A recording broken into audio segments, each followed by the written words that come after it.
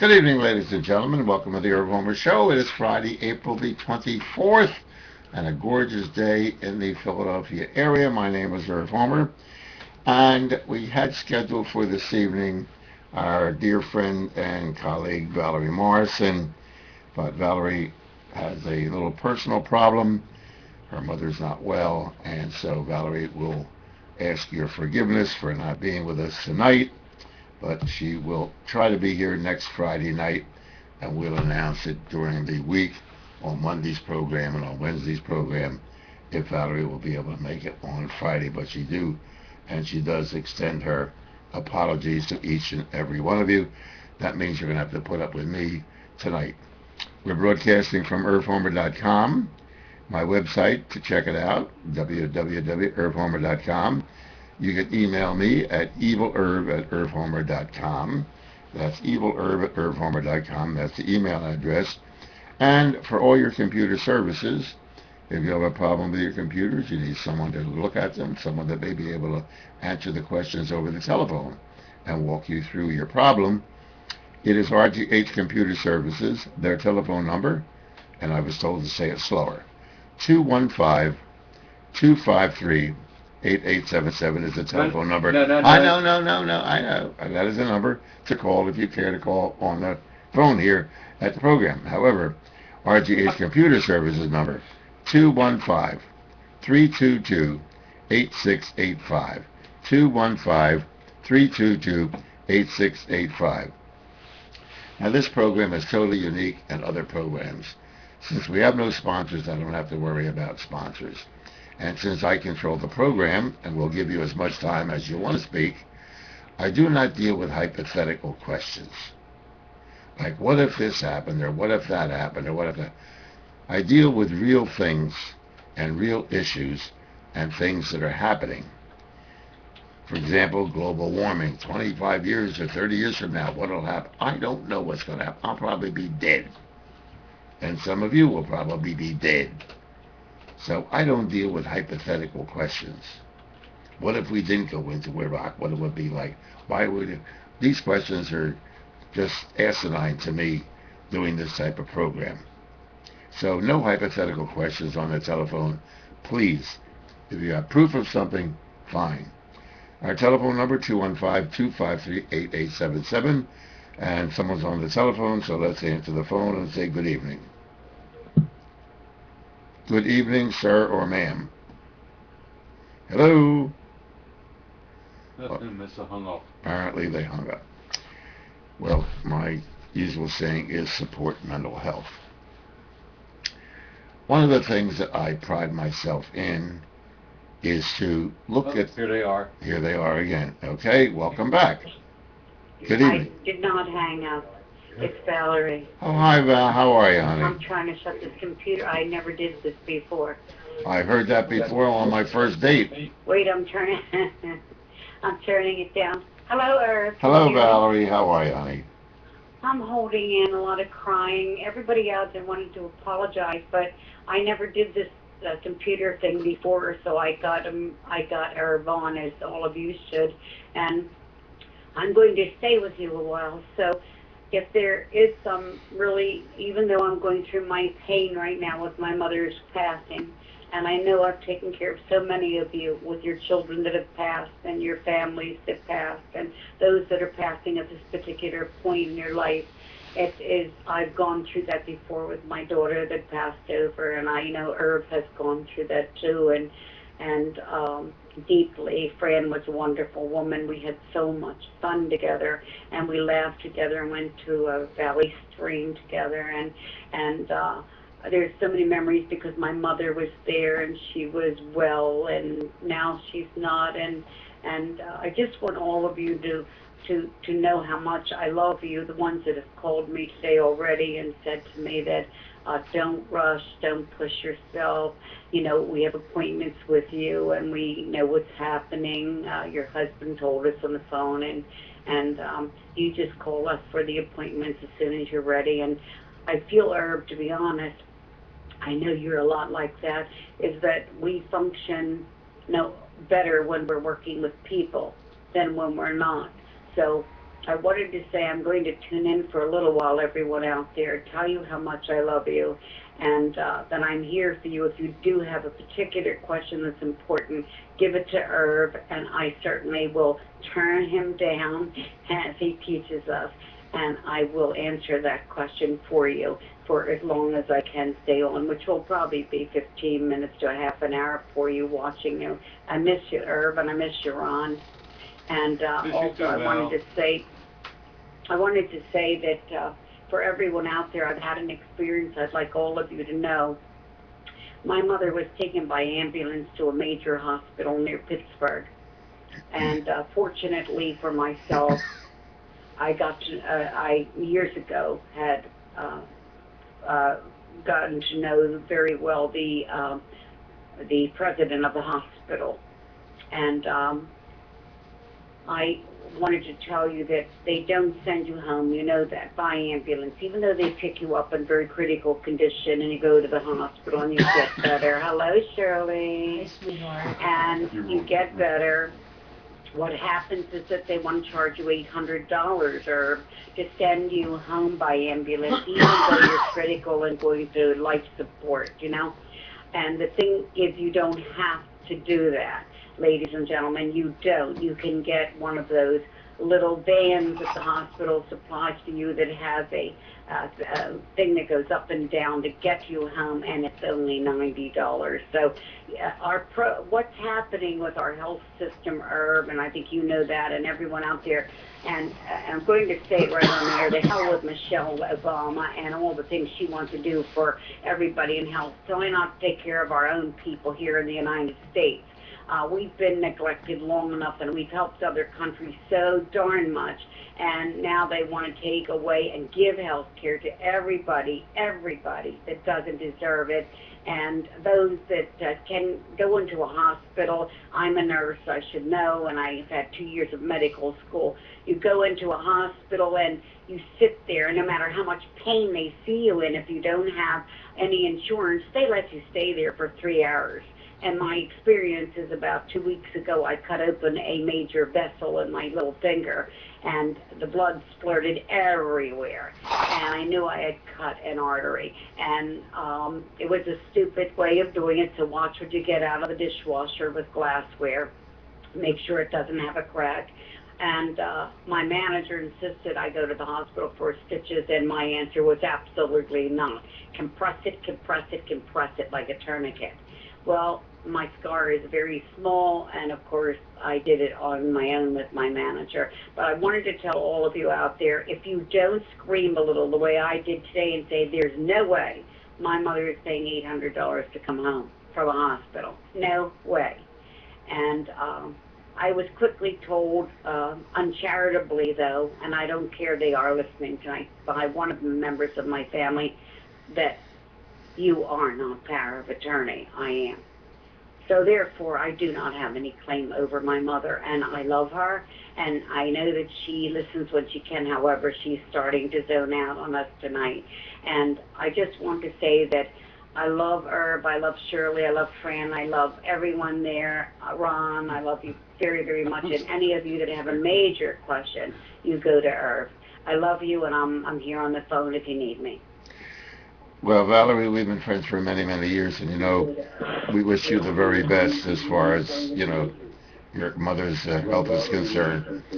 I don't think it will be worth a word. No, you're listening on the computer. I don't think it would be possible, Valerie, but you will be here next Friday night. Hello? So, Valerie, it won't work, honey, so we're going to have to terminate our conversation. Yes, I'm going to say that before I hang up, because I don't know how to work these things. I know. I don't. I can't. All right, wait. Okay. Valerie will be here next Friday night. Valerie, I'll be in touch with you during the week. Okay? Bye, Val. Bye, honey. If she didn't have the computer on, she'd be able to, and we would be able to incorporate phone calls if we wanted to. Next time that we'll explain to Valerie how it works. Anyway, yes. We do have a chat room, and we do have a telephone number, and that telephone number is 215-253-8877. If you have any questions or comments to make, please get on the chat room now. We don't like to end up the program with folks unanswered on the chat room or on the telephone. The telephone number is 215-253-8877. The thing that I find interesting in what is going on today as far as the news media is the lack of clarity when issues are brought up. We tend to deal in sound bites only. For example, the big question has been this torture. Did we torture prisoners that we took at Guantanamo Bay? Did we torture people who are in American prisons overseas? We don't know. And they're screaming and yelling, and Obama shouldn't have released the CIA information, and he's a traitor, and he should be brought up on charges. And if you listen to the talk formats, and then you listen to the general news that they're always criticizing, you people, I know, are probably confused as much as I am. And that's one of the reasons, I guess, that American Idol and Dancing with Stars enjoys the popularity that it does, because no one in the media today or on talk radio explains to people exactly what it means if America is accused of torture. I will go back to the use of Agent Orange during the Vietnam War. Now, you've never heard, because I was in radio and I knew my colleagues never addressed it. And when I addressed it on the air, my colleagues thought I was crazy because they never did any research into what Agent Orange was. And that if America admitted that we used a foilant, a contaminant like Agent Orange, we were guilty of chemical and biological warfare. And now you've got the same situation, ladies and gentlemen, with this issue of torture. Now, how many of you feel that the President and Congress should not investigate what went on at Guantanamo Bay? You can call me on the telephone at 215-253-8877, or you can get on the chat room and ask the question, and how you feel. Do you believe that we tortured people? Should there be an investigation by Congress? Well, if you would do a little homework, which the major media doesn't do, and one of the reasons I guess you tune into the Irv Homer thing that we do here Monday, Wednesday, and Friday, is to get the information. I'll make a statement that you people will think I'm crazy. If President Obama does not, and Congress does not investigate the situation that occurred in Guantanamo Bay,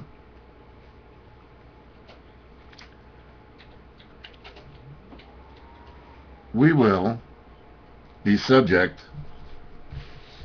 to 19 pages that I hold in my hand.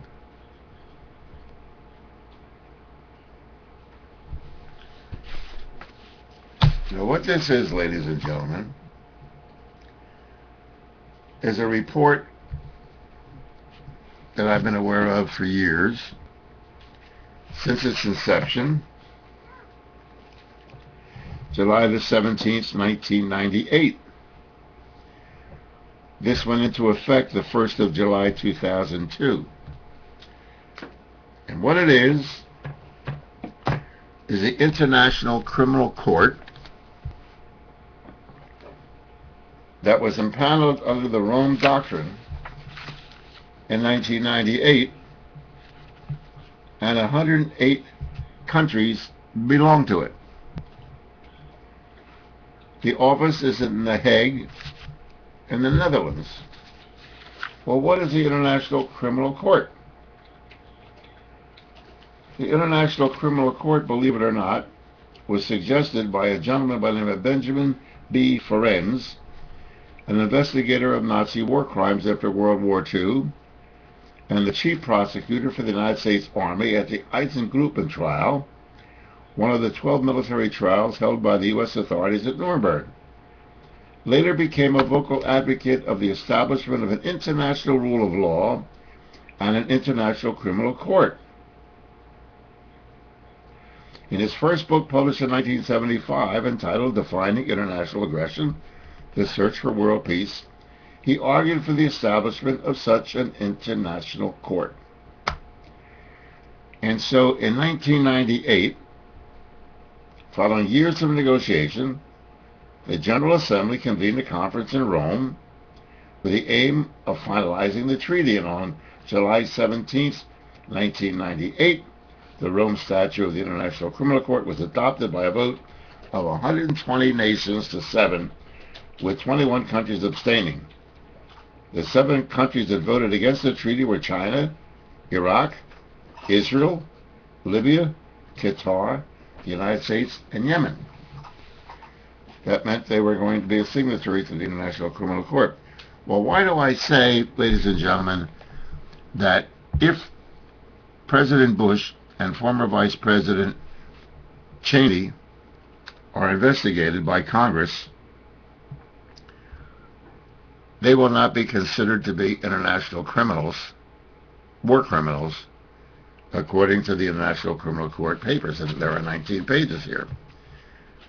It specifically states in the International Criminal Court, the International Criminal Court can generally exercise jurisdiction only in cases where the accused is a national of a state party, the alleged crime took place on the territory of a state party, or a situation is referred to the court by the United Nations Security Council. The court is designed to complement existing national judicial systems. The court can only exercise its jurisdiction only when national courts are unwilling or unable to investigate or prosecute such crimes. Primary responsibility to investigate and punish crimes is therefore left to individual states. Basically meaning that if the United States investigates this, and regardless of what the findings are, ex-President Bush and ex-Vice President Dick Cheney cannot be brought to trial before the International Criminal Court.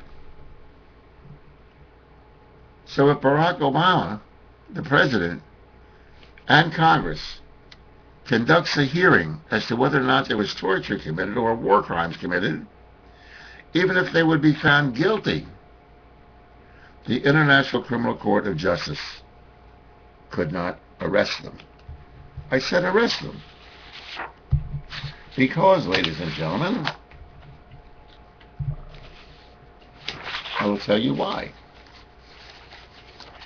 To date, the court has opened investigations into 4 situations, although there have been, let me see now, let me get the information here. Quiet, Cheney. 108 countries. There have been over excuse me, I should do more research before I do this, but I'm so busy I don't have the time.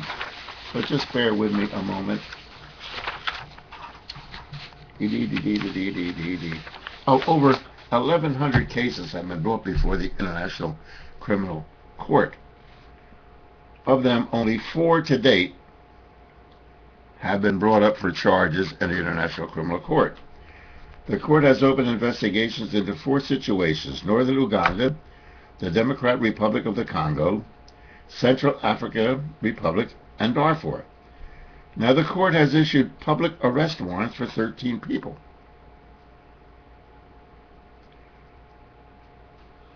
Seven of them remain free. 2 have died.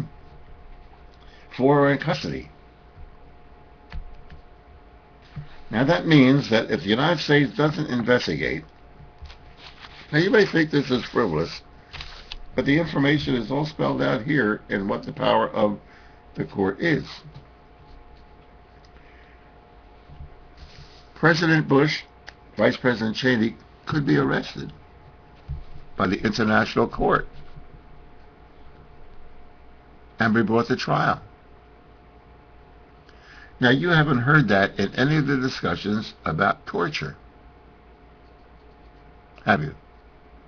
Of course not. Because you deal with sound bites, you deal with puffery on radio and television. But get a copy of the International Criminal Court yourself. It's only 19 pages. And although the Americans and the news media does not inform the public as to what it is, doesn't mean that it doesn't exist. Now, if the United Nations and the International Criminal Court can arrest people all around the world as war criminals, why can't they do it to Americans? Well, they can, unless they're investigated by the country itself. Now, many people find that the United Nations has criticized Israel for alleged attacks at Jenin, if you remember that, have attacked Israel for this recent incursion into the Gaza. But what is unique about it, and why the International Criminal Court cannot go into Israel and charge anyone in Israel with war crimes, as the Hamas and Hezbollah would like them to do, is because Israel does its own investigation, makes the results available to the World Court, explains in detail how many civilians were just killed in Gaza, explains in detail that under no circumstances was there any official order given by the Israeli government to kill civilians.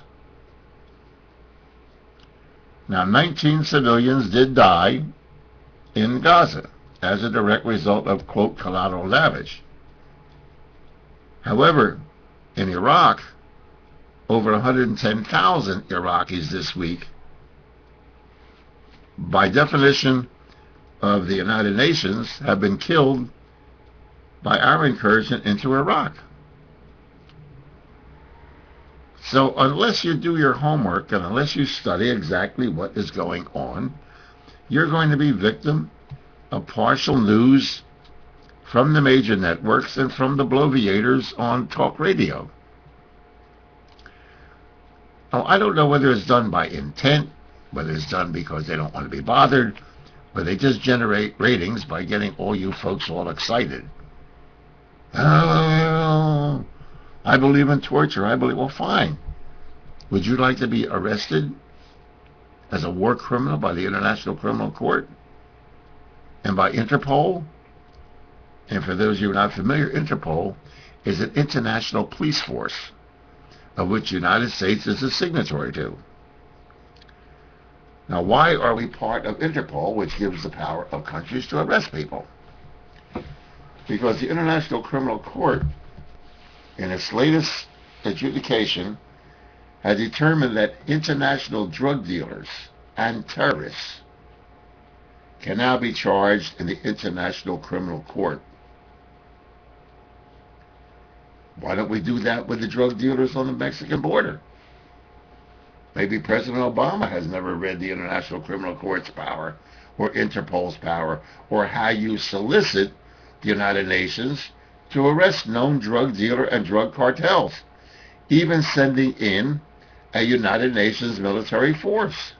It's all written and spelled out in the United Nations Treaty and in the International Criminal Court papers. So that if we do have an investigation, let's say it is proven that waterboarding and the other methods used to get information, as Vice President Cheney says, I know conclusively that the CIA has information that Mustafa Mohammed, he revealed information, and we know, well, why won't the CIA release the information on how they did it? But they're not releasing that information to clear themselves. But if it is done and cleared, they cannot be arrested by Interpol. And so while the bloviators are criticizing President Barack Obama for even reviewing the CIA hearings on whether or not there was torture committed in Guantanamo Bay, He's doing President Bush a favor if he does investigate. He's doing Vice President Cheney. He's doing Donald Rumsfeld, Paul Wolfowitz, Colin Powell, Condoleezza Rice. He's getting them all off the hook because an internal investigation is taking place in the United States which removes jurisdiction from the International Criminal Court, regardless of what the findings are, even if they are found guilty by John Conyers, Senator Conyers, and his so-called liberal committee hearings. They can't do anything about it because it specifically states that once the country investigates itself and releases the information, there is no way the International Court or Interpol can arrest them. So now you know more than the people who listen to Rush, Oxycontin, and Limbaugh, or any of the other bloviators on radio or television. It's a frustrating thing to be in my position. And so, once again, I listen very little to radio anymore, and listen very little to, watch very little television, because it's all superficial. There is no meat. There is no understanding. There is no information. There is no education. It is screaming and yelling about how lousy this president is or how lousy Bush was without investigating. When I criticized President Bush, I criticized him because it was obvious. I was taken to task by a caller. Irv, you beat Bush up pretty bad when he was president. But I didn't beat him up half-heartedly. I beat him up on things that he said and things that he did. When he lied that we weren't going to have regime change in Iraq, he lied. When he lied about Pat Tillman, the football player who was killed by our own troops, he lied about that. When Rumsfeld lied about the fact that there was no weapons of mass destruction, he knew damn right well that we sold Saddam Hussein weapons of mass destruction. Did you ever hear, except those of you who did listen to my program, realize that we were Saddam Hussein's ally for 8 years against Iran? We hear how bad Ahmadinejad is. He is the bad guy, okay? I'll agree that, anybody says Israel should be wiped off the face of the earth, blah, blah, blah, blah, blah, blah. Well, by aiding Saddam Hussein in the Iraq-Iran war, and they fought the war for 8 years, we supplied Saddam Hussein with the weapons that he used to kill the Iranians. Now, logic dictates that if your enemy is, somebody's helping your enemy, that person is not going to be your friend. Well, we were Saddam Hussein's ally for 8 years. And then these boobuses on television, Ahmadinejad is crazy. What's he going to do? You realize that Ahmadinejad's family, 4 members of Ahmadinejad's family, were killed by the Iraqis with American-supplied weapons? Do you expect this nutcase to be benevolent to America?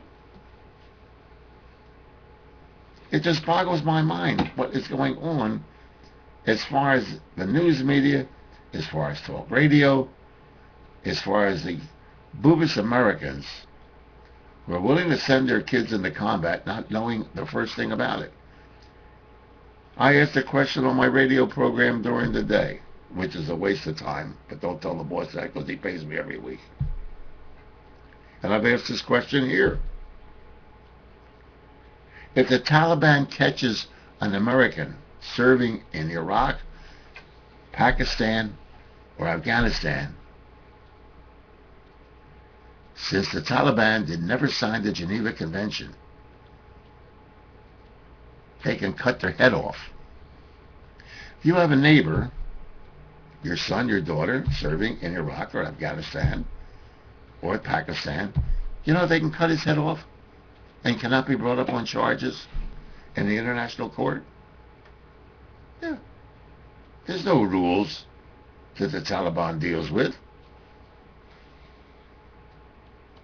But I hear these boobuses on radio, thank you for your service, and what kind of idiocy is this? It happened during the Vietnam War, it happened during the Korea War, and now it is happening now. And nobody will answer on major market radio what happens if one of our troops are caught by the Taliban. We have 2 reporters now, American reporters, that have just been incarcerated in North Korea. Reporters who will probably be tortured by definition. We have 1 captured by the Iranians. If they are considered to be spies in those countries, they can be killed, and there ain't a damn thing we can do about it, because they're not signatories to anything. They're not part and parcel of the International Criminal Court. They're not part and parcel of the Geneva Convention. Nothing. And it just gets frustrating to me. And I say, maybe if there's one person listening to this program, or one person listening to my daytime program, who is learning a little bit about how this whole network goes, it may be worth my while. I doubt it very much, because the average boobist doesn't learn or care. And it just boggles my mind. Let's go to the chat room here. Our telephone number, if you care to call, 215-253-8877. 215-253-8877. To the chat room. Irv, the news media has become a 3-headed Medusa. Headlines rule and facts barely matter anymore. John Ruth, you're absolutely right. Medusa was the lady that had the snakes in her hair. Had a hell of a hairdresser, John. Well, headlines don't rule, because that's all the people have time to learn from headlines and sound bites, and that's why the print media is dying. Irv, I would like your opinion on Ron Paul's bill, H.R. 1207, to audit the Federal Reserve. I know you've been pushing for this for about 30 years. Ron Paul now has about 91 co-sponsors. Bill, the Federal Reserve System will never be audited if they have 535 sponsors. The Federal Reserve is a private bank.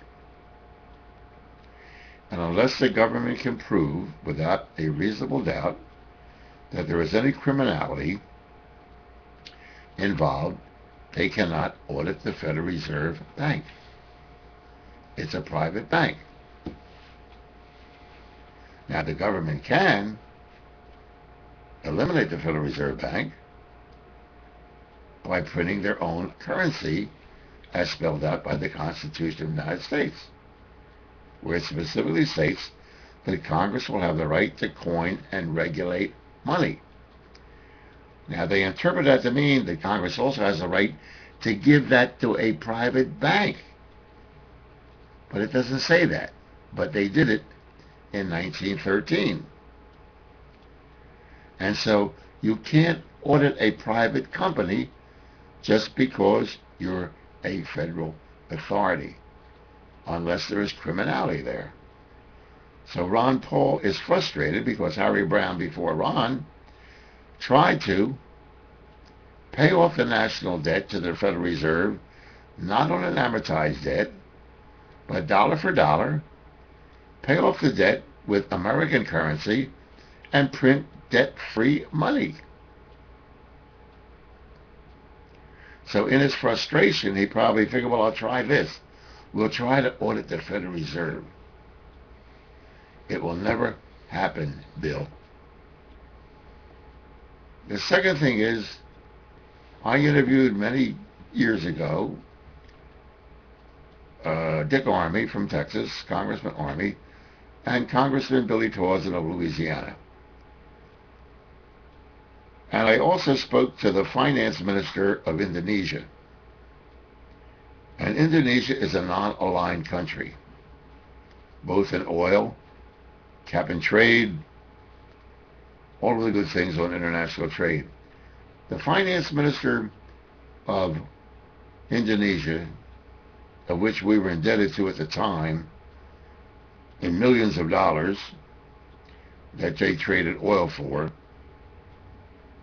told me without reservation that our tax system and the Federal Reserve System is not dictated by American politicians. That for the amount of money that we borrowed from Indonesia, the money we borrowed from China, the money we borrowed from other nations around the world, they dictate the policy of the tax collection of the United States. And you're going to say, what? Let me repeat. Our tax system of collecting taxes on the federal level to pay off the international obligations that we have are dictated by the people that we owe money to. Now, the bloviators are screaming out the possibility that Barack Obama is going to have to raise taxes. No. Barack Obama is being pressured by the people we owe money to. The Chinese, the Indonesians, the British. They're pressuring the President of the United States to raise taxes to pay that debt off and to not change the complicated tax structure that we have.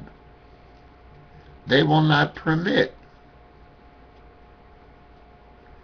any change in collection of American taxes. They will not permit a value-added tax. They will not permit the United States to have a flat tax. They will not permit the United States to have a national sales tax. They dictate, the people that we owe money to, dictate to America how our tax system works, not the other way around. And that's one of the reasons that Ron Paul or anyone else will never change the tax system in America and will never eliminate the Federal Reserve. It's a private bank. Get that through your head. Larry Kudlow doesn't know it. Rush Limbaugh doesn't know it. Hannity doesn't know it. Medved doesn't know it. Glenn Beck doesn't know it. And it's mind-boggling to me, as a person who refuses to work in commercial radio, never asked them for a job, never did ask for a job on radio, how the American people are buffaloed by these 10, 20, 30, 40 million dollar a year talk show hosts. Question on the chat room: does the Federal Reserve file a tax return? No. What the Federal Reserve Bank does is to give a statement to the United States government every year on how much money they will pay them on profit that the Federal Reserve made. They do not file a tax return. They do not permit audit. And they also will not release any notes or scribbles or information until 5 years after those scribbles and notes and documents have been made. So that now in the year 2009, the Federal Reserve Bank is now releasing the notes that were accumulated during 2005 or 2004, because they're not required. And they do it graciously. They don't have to. the thing that you really want to know is, why hasn't Fort Knox ever been audited? No one knows how much gold is in Fort Knox. There is probably more gold in New York City and Chase Manhattan Bank than there is in Fort Knox. So the Libertarian Party has been frustrated in trying to get the message out that we have a private banking system that the United States borrows money from. The Federal Reserve then sells its stock to China, Indonesia, Japan, Britain, Germany, and then charges us so that they make a profit and say to you, we made $600 million last year that we're going to turn over to you. It's on their word. We have no way of auditing them or knowing they don't file any tax returns. And so when you have money that's created out of thin air by the Federal Reserve Bank, you now know why your 401ks and your other investments disappeared into thin air. It is so mind-boggling to me, ladies and gentlemen, that I sit and I wonder, where did these people, what did they learn in school? I remember debating a portfolio manager once, and I asked him where he went to school. He said, the Wharton School of Finance. I said, well, is there any chance to get your money back? Because you didn't learn anything there. The problem we have today was created by false currency. Fiat money. Money that has no intrinsic value whatsoever. Criticism today of the stress tests that the banks have been obligated to fulfill under President Obama. And the bloviators once again, and idiot callers. There goes the government in violation of privacy getting into the American banking system. And I heard this guy sitting in for Limbaugh today going crazy, and I heard Glenn Beck this morning going crazy, and I heard Kudlow on television going crazy. The American government has no right to get into the banking industry to determine what banks are suffering from stress. Well, how many of you people who are conservative or liberal or followers of these people are willing to invest your money in any bank that is not insured by this big government that you hate? You want to reduce the size of government? Fine. Heard 5 nitwits last night on PhD from American University. None of them knew what the hell they were talking about, but they're on a major market radio station talking about finances and finances and finances. Hating big government.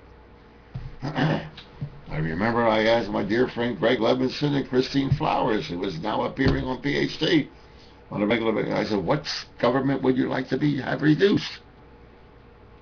Never got an answer. So my suggestion is just live in blind ignorance and be happy. Now, why wouldn't the government get involved in whether or not a bank is secure or not? What is their profit and loss statement? Well, let's say I'm the President of the United States and I'm going to guarantee, which the government does under the Federal Deposit Insurance Corporation, I'm going to guarantee you, Mr. and Mrs. America, your money up to $250,000 if you're invested in any federally insured bank. I'm going to guarantee your money. Now, don't you think, ladies and gentlemen, that that bank that is now being insured free of charge, no reserve fund necessary, that lender, that guarantor, that insurance company, the United States government, shouldn't demand that the bank show me their books to see whether or not they've got any money in reserve and what is the financial status of that bank. Yet I hear these crazy conservatives screaming about the government invasion into the banking industry. Well, they loaned them money. They're now guaranteeing $250,000 so that the banks can't lose any money at all if they go belly up. And yet they want independence? They don't want to be bothered with the government?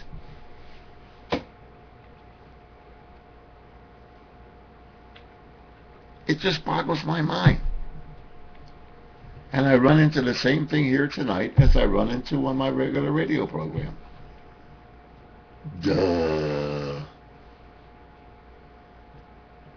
But I can get more interest generated by having a tea party with tea bags.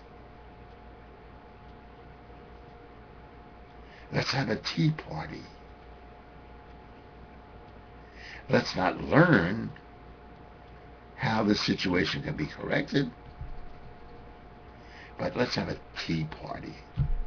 Let's wave a flag and bring a tea bag. Did you ever hear of anything so idiotic in your life? If you were a participant in that tea bag party, you should be ashamed of yourself as a grown human being. That's something the kids do at a sorority roast or a fraternity initiation. It just boggles my mind. As I said, the chat room is now empty. There's no phone calls. And I know there are people listening. And I consider you folks to be some of the smarter ones than what I run into during the day. Or what these bloviator idiots are talking about, and they're idiotic callers. But you'll scratch your nose and pick your ass and lose your investments and lose your retirement pay and lose your home, have your car repossessed, and then yell help. As I've said, there should be a law against stupidity. 2/3 of America would be arrested. I just don't get it. Maybe someone out there is far more intelligent than I am to explain to me some of the things that I discussed tonight. I don't get it. One of the crucial issues on the international scene that I predict by the end of May, which is just a short time away, that the country of Pakistan will fall to the Taliban. The Taliban right now is less than 60 miles from Uzbekistan, which is the capital of Pakistan. We have spent in Pakistan to date, that we know of, over $11 billion fighting the Taliban. We've just discovered that half of that money went to pay off the Taliban so they don't overthrow Musharraf. I don't get it. The president right now is being applauded by the boobish conservatives. Boy, he's acting more like President Bush than President Bush did. Because he's now looking for 3,000 to 6,000 more reserves to go into the Northern Alliance in Afghanistan to fight the Taliban. Now, what do you think is going to happen if the Taliban takes over Pakistan? The Pakistani government doesn't have an army that can fight them. Are we going to go there? So what is the Boobus is talking about on commercial talk radio? Torture. I don't get it. I just don't get it. And as you notice tonight, I'm very calm. I don't intend to get myself upset anymore. My children are not old enough to go to the Army, or they're older rather than go to the Army, and I certainly am not going to go. So the only thing I can pray for is that they don't hit my house with a nuclear bomb. That's all. Nuclear weapons, ladies and gentlemen, have made a level playing field for the little tin-horn dictators. But I just don't get it. I am not that with it like you are, but didn't Obama's mama put a convicted felon into finances? Was it the Senate? Who's Obama's mama? Is that supposed to be a joke? I know what you're talking about, my friend. Between Pakistan and North Korea, we could be brewing World War III. There won't be a World War III. There'll be nuclear devastation, is what there will be. The Pakistani army and the North Korean army isn't big enough to attack the United States. But the war that is being fought now is a war of terrorism. And as I said, we need a bigger war to win. We cannot win the war against terrorism.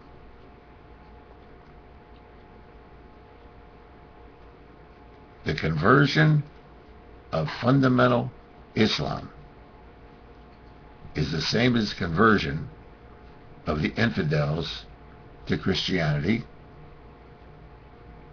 and they do it through conversion.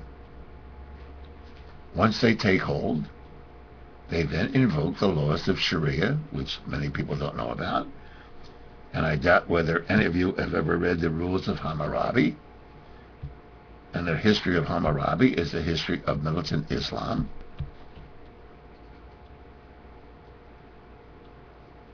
And I don't fear the militant Islam as much as I fear Islam itself. It is perfectly obvious to me, ladies and gentlemen, it should be obvious to you, that sometimes you're better off having an ally that's a friendly dictator than a, quote, election. So they had an election in the Gaza Strip. And America was proud. We've got elections there. Look at the democracy that we're spreading around the world. So who did they vote for? Hamas, the terrorists. And who do you think they would vote for in Pakistan if there was a democratic vote? They would vote for the Taliban. Well, how do you fight a democracy? That's what we wanted, regime change throughout the world. Sometimes you're better off with a friendly dictator than you are with a democracy. So there's a democracy in Lebanon that Hezbollah runs. There's a democracy in the Gaza which Hamas runs. You've got a democracy in Iran that Ahmadinejad runs.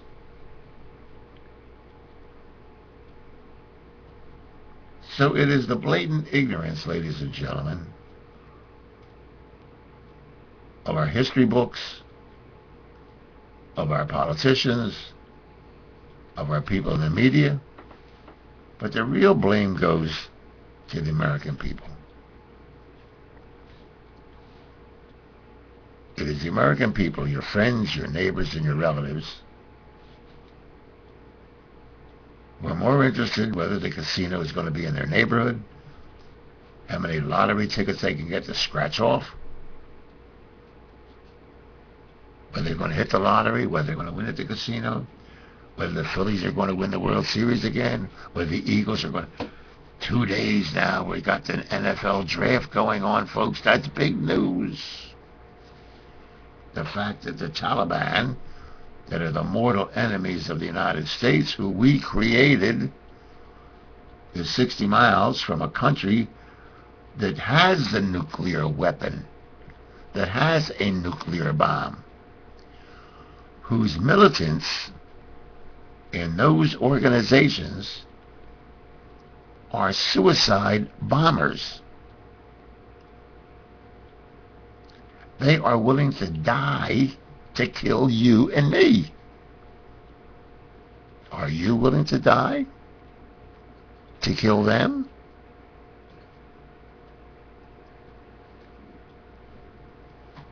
We must have a thorough cleansing. American radio and television needs a good physic. It is constipated with thought, and it has diarrhea of the mouth. And you can quote me on that. And unless in your busy schedule of trying to make a living, raise your children, prepare them for college or wherever you want to prepare them for, you better learn a little we better learn a little bit about what is going on in the rest of the world. And if we don't, we're going to be doomed. The bottom line is that money talks. As Ozzie Myers, a former congressman in Philadelphia, said, money talks and bullshit walks. I'll close by just saying this. I will predict, you can write it down, it's April the 24th, 2009. I predict by the end of this year that $400 billion in debt that American malls, you know, them big shopping malls that you go to, I bet you that 50% of them will be closed. There's a $400 billion debt that are owed to the financial institutions in this country. And the way business is today, they ain't going to make it. You will be seeing malls closing. Take my word for it. I'm Irv Homer. It's going to be a nice weekend this weekend. Put the top down on your convertible. If you don't have a convertible, don't try it because that metal roof won't go. And enjoy yourselves. I hope you learned something tonight. I know I did. I know that this is an exercise in futility. Basically, I think it's a waste of my time. Summer's coming. I don't want to be tied down to 8 o'clock on Monday, Wednesday, and Friday when I can be driving around in my convertible with the top down, seeing Mother Nature at its best, renting a boat, and go sailing. So America will collapse on its own without me.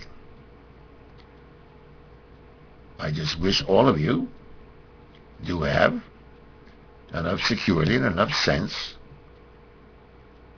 to save yourself for what's coming. Because, as the president said, and you may not agree with him, you may not like him, you may hate the Democrats, you may hate the liberals, but the one thing that he said, the one thing that Volcker said, and the one thing that Geithner said, and the one thing that all of the pundits said, it's going to get worse before it gets better. They didn't say how long it was going to get worse, how long it was going to be, and they didn't say when it was going to get better. So if you got a couple bucks, and you got a big mortgage, and you got a lot of expenses, and you got that summer home, and you got that real estate that you speculated on, and you listen to these whiz-bangers that you're going to make $1 million in real estate, make $1 million in this, I wish you luck. Meantime, I'm buying more ammunition, because the you-know-what is going to hit the fan, and I'm going to be standing there in back of the fan, because that dung that's going to come flying out, I don't want to be hit by. I do wish each and every you the best. We'll be back on Monday, and maybe there'll be some interest in what the hell is going on. Right now, I think I'm going to get something to eat. I'm Irv Homer, so I am. Once again, been broadcasting from irvhomer.com. My email, if you care to email me, is evilerv@irvhomer.com. RGH Computer Services for all your computer problems. Their telephone number is 215-322-8685. Their service is great. They've got the capabilities and the facilities to take care of you. 215-322-8685. 8685. Oh, one other thing I forgot to mention. For those of you who don't know, I've been involved with the Sunshine Foundation since its inception in 1976, and we have handled over 37,000 children that are chronically ill or abused. Well, the Sunshine Foundation's 7th annual Walk for Dreams is on June the 13th, 2009. The event will be held at Tyler State Park again this year. That's in Bucks County. We are in need of corporate and individual sponsors as well as walkers. And if your company or the company you work for would like to sponsor the walk, contact Kristen at the Sunshine Foundation office at 215-396-4770. That's 215-396-4770. We have about 300 children on our waiting list to provide them with a dream or wish. And I'm rude and crude. I'll say this before they die. Children don't pass away. We don't pass away. We die. Adults die. Unfortunately, so do innocent little children. We love to provide their dream or wish before they die. By participating in this walk, you'll be helping make 4-year-old Nicholas's dream come true. Nicholas has severe autism and is from Hardeysville, Pennsylvania. Once again, that telephone number for the Sunshine Foundation is 215-396-4770. I am Irv Homer. Good night.